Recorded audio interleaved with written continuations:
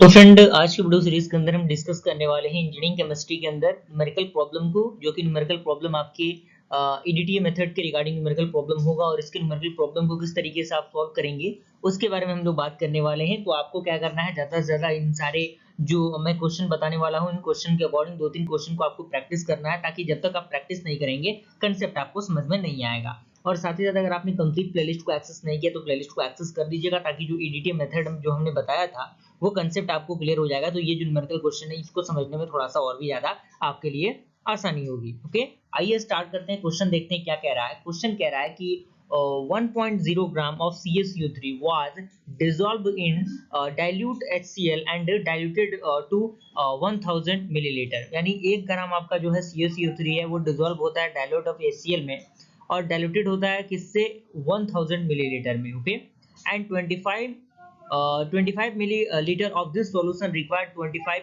ml of EDTA solution. यानी ये जो आपका 25 ml अगर आपका जो सॉल्यूशन होगा उसको जरूरत होगी 25 ml ऑफ EDTA सॉल्यूशन की टाइट्रेशन के लिए, and 50 ml of the given hard water sample required और 45 ml of the EDTA solution for the titration. यानी अगर 50 ml अगर हम उसका यूज करेंगे तो उसके लिए 45 जो ml होगा EDTA का उसकी जरूरत पड़ेगी टाइट्रेशन के लिए।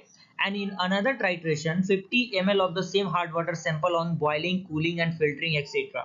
यानी boiling पे भी, cooling पे भी और filtering पे भी आपका 50 ml दिया गया है और required 20 ml of EDTA solution and calculate the total temporary and the permanent hardness of the water sample in PPA। यानी आपको क्या करना है, कैलकुलेट करना है टोटल जो टेम्पररी और परमानेंट हार्डनेस होता है सैंपल वाटर के लिए, और वो भी पीपीएम के फॉर्मेट में। तो पार्ट्स पर मिलियन जो कि हमने वीडियो सीरीज में बताया है, तो अगर आपने उन वीडियोस को नहीं देखा तो जरूर देख लीजिएगा, वो कंसेप्ट आपका क्लियर हो जाएगा। सबसे पहले आप सॉल्यूशन की हम बात करें, सॉल्यूशन में हमें देखना होगा कि सबसे पहले कौन कौन से डेटा दिए गए हैं, गिवन डेटा हमें लिखना होगा। उसके बाद हमें एक फ्लो चार्ट मिल जाएगा कि किस तरीके से हमें चीजों को सॉल्व करना है स्टेप बाय स्टेप। बस फॉर्मूला को अप्लाई करते जाना है, सारी चीजें आपकी मिलती जाएंगी। गिवन डेट यहाँ पे दिया हुआ है। सबसे पहले वेट ऑफ CaCO3 इन ग्राम में दिया गया है आपका, जो कि 1 ग्राम दिया गया है, यानी 1.0 इसको दिया गया है। सेकंड आपका दिया गया मॉलिक्यूलर वेट ऑफ CaCO3, यानी आपको यहाँ पे मॉलिक्यूलर वेट भी निकालना पड़ेगा, जो कि यहाँ पे दिया नहीं है, लेकिन आप CaCO3 का मॉलिक्यूलर वेट निकालेंगे तो आपका 100 आएगा। उसके बाद आपका थर्ड नंबर है वॉल्यूम ऑफ सॉल्यूशन कितना दिया हुआ है। यहाँ पे देखिए वॉल्यूम ऑफ सॉल्यूशन कितना दिया हुआ है, 1000 मिलीलीटर दिया हुआ है, दैट मींस 1 लीटर हुआ। क्लियर। उसके बाद फोर्थ नंबर आपका दिया हुआ है मोलरिटी, ये दिया नहीं है, हमें फाइंड आउट करना है molarity of standard hard water solution. यानी स्टैंडर्ड हार्ड वाटर सॉल्यूशन का जो मोलरिटी है उसको हमें फाइंड आउट करना है, जो कि नॉन सैंपल है, सैंपल दिया हुआ है उसके अकॉर्डिंग हमें फाइंड आउट कर देना है। अगला हमें फाइंड आउट करना है मोलरिटी ऑफ HWS यानी हार्ड वाटर सैंपल, जो कि अननोन सैंपल है, जो कि दिया नहीं है, लेकिन इसको हमें फाइंड आउट करना पड़ेगा। अगला हमें फाइंड आउट करना है क्या, हमें कैलकुलेट करना है मोलरिटी को EDTA को मोलरिटी को निकालना पड़ेगा, ताकि तभी हम जो हमारा टोटल हार्डनेस है टेम्परेरी और परमानेंट उसको हम निकाल पाएंगे।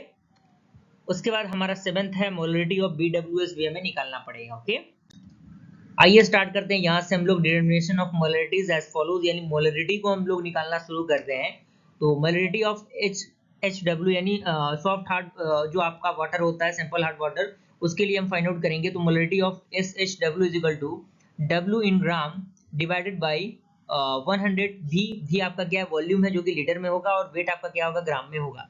तो आपका वैल्यू कितना दिया, 1 अपॉन, यानी ये आपका 1 अपॉन हो गया, और डिवाइडेड बाई 10 100 तो आपका दिया हुआ है सॉरी, और वॉल्यूम आपका 1 लीटर है, आपका जो गिवन डेटा दिया था उसमें। आप इसको सॉल्व करेंगे तो 0.01 m आएगा। m आपका क्या है, मोलरिटी है। तो ये हमारा SHW के लिए निकल गया। अब हम सेकंड निकालेंगे EDTA के लिए। तो SHW is equal to EDTA होगा। तो फॉर्मूला आपका होता है, अगर आपने EDTA का जो वीडियो सीरीज है उसको देखा होगा तो फॉर्मूला आपको मिला होगा वहां पे, M1V1 is equal to M2V2। तो M1 का जो वैल्यू है वो हमने निकाला, अभी आप देख सकते हैं SHW के लिए 0.01 निकाला हमने, और V1 का जो वैल्यूम था, V1 जो दिया हुआ था 25 ml, तो 25 ml हमने यहाँ पे पुट कर दिया। M2 हमें निकालना है, तो M2 का V2 का जो वैल्यू है वो भी 25 दिया था, तो M2 का आप इसको निकालेंगे तो 0.01 इंटू 25 डिवाइडेड बाई 25 होगा, और इसको आप थोड़ा सा सिंप्लीफाई करेंगे तो M2 का जो वैल्यू होगा वो 0.01 m होगा, यानी मोलरिटी होगा। तो ये जो मोलरिटी निकल गया दोनों के लिए, EDTA के लिए भी और SHW के लिए भी। अब हमें क्या करना होगा, अब हमें निकालना होगा मोलरिटी ऑफ HWS यानी हार्ड वाटर सैंपल के लिए। तो उसके लिए हमें EDTA और HWS की जरूरत होगी। तो चूंकि हमने EDTA के लिए अभी फाइंड आउट किया M2V2 इक्वल टू M3V3, हम फॉर्मूला को यूज करेंगे, और M2 का वैल्यू हमने निकाला 0.01 और V2 का वैल्यू दिया हुआ था सवाल में हमारे 45 ml और यहाँ से M3 हमें निकालना है और यहाँ पे V3 का वैल्यू हमारे क्वेश्चन में दिया हुआ है 50 और यहाँ से M3 आप इसको क्रॉस मल्टीप्लिकेशन करेंगे तो M3 का जो वैल्यू होगा वो 9 × 10 का पावर -3 m आएगा और m आपका मोलरिटी है -3 इस फॉर्म में आप इसको लिख सकते हैं। सेकंड हम फाइंड आउट करेंगे मोलरिटी ऑफ BWS को BHW को, तो यहाँ से हमें बॉइल्ड हार्ड वाटर BHW को कहते हैं। तो EDTA is equal to boiled water होगा, तो चूंकि EDTA के लिए जो फॉर्मूला अप्लाई होगा ये वाला formula M2V2 is equal to M4V4, यानी ये M2V2 सेम रहेगा। तो यहाँ से M2 का वैल्यू यहाँ पे कितना दिया हुआ है 0.01 है, V2 का वैल्यू कितना दिया था वॉल्यूम में सवाल में आपको दिया था 20 और यहाँ से M4 इंटू आपका 50 होगा, V4 का वैल्यू 50 था। तो यहाँ से आप M4 को निकालेंगे तो M4 का जो वैल्यू होगा 0.01 इंटू 20 डिवाइडेड बाई 50 होगा और आज आप इसको सिंप्लीफाई करेंगे तो जो आपका M3 का वैल्यू निकल जाएगा BHW के लिए वो 4 × 10 का पावर -3 m आएगा, m आपका मोलरिटी होता है। तो यहाँ तक मुझे पूरी उम्मीद है कि सारी चीजें क्लियर हो रही होंगी आपको। एक दो बार प्रैक्टिस कीजिएगा, सारी चीजें कवर अप हो जाएंगी साथ ही साथ। अब इसके कैलकुलेशन की बात आता है क्योंकि हमें क्या करना है टेम्पररी हार्डनेस और परमानेंट हार्डनेस निकालना है टोटल।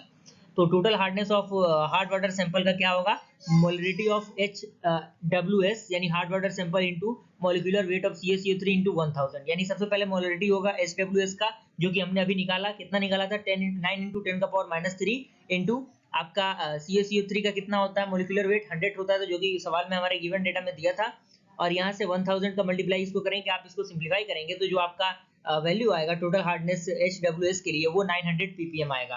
क्योंकि हमें अभी यहीं पे नहीं रुकना है क्योंकि हमें टोटल परमानेंट और टेम्पररी हार्डनेस फाइंड आउट करना है। तो यहाँ पे आपका अगला पॉइंट कह रहा है कि when hard water sample boil temporary hardness will remove, यानी जब हार्ड वाटर सैंपल को हम बॉयल करेंगे जो टेम्पररी हार्डनेस होगा वो क्या होगा रिमूव हो जाएगा और which is filtered off and after titrating with boiled water we get the permanent hardness, यानी इस कंडीशन में हमें केवल परमानेंट हार्डनेस ही मिलेगा। तो यहाँ से हमें परमानेंट हार्डनेस का जो फॉर्मूला होगा BWS के लिए वो क्या होगा molarity of BWS into molecular weight of CaCO3 into 1000। तो यहाँ से हमने इसको सिंप्लीफाई किया तो यहाँ पे जो आपका वैल्यू आया वो 400 ppm आ गया। तो यहाँ तक मुझे पूरी उम्मीद है कि सारी चीजें आपको कवर अप हो गई होंगी और मिलता है फ्रेंड्स ऐसे ही किसी इंटरेस्टिंग वीडियो के साथ बने रहिएगा हमारे चैनल के साथ। और यहाँ से एक और चीजें हैं जो टेम्पररी हार्डनेस के अकॉर्डिंग है, यहाँ पे सॉल्व कीजिएगा आप इसको तो total hardness minus permanent hardness होगा और यहाँ से 500 जो आपका ppm होगा वो आ जाएगा। क्लियर। अगले मेथड के अंदर हम लोग अल्कलिनिटी से रिलेटेड चीजों को देख लेंगे, साथ ही साथ आप ज्यादा इन सारे जो कंसेप्ट हैं EDTA के उन पे बेस्ड क्वेश्चन को प्रैक्टिस करने की कोशिश कीजिएगा क्योंकि जब तक आप प्रैक्टिस नहीं करेंगे चीजें समझ में नहीं आएंगी। ओके, मिलते हैं अगले वीडियो में फ्रेंड्स, तब तक के लिए थैंक यू।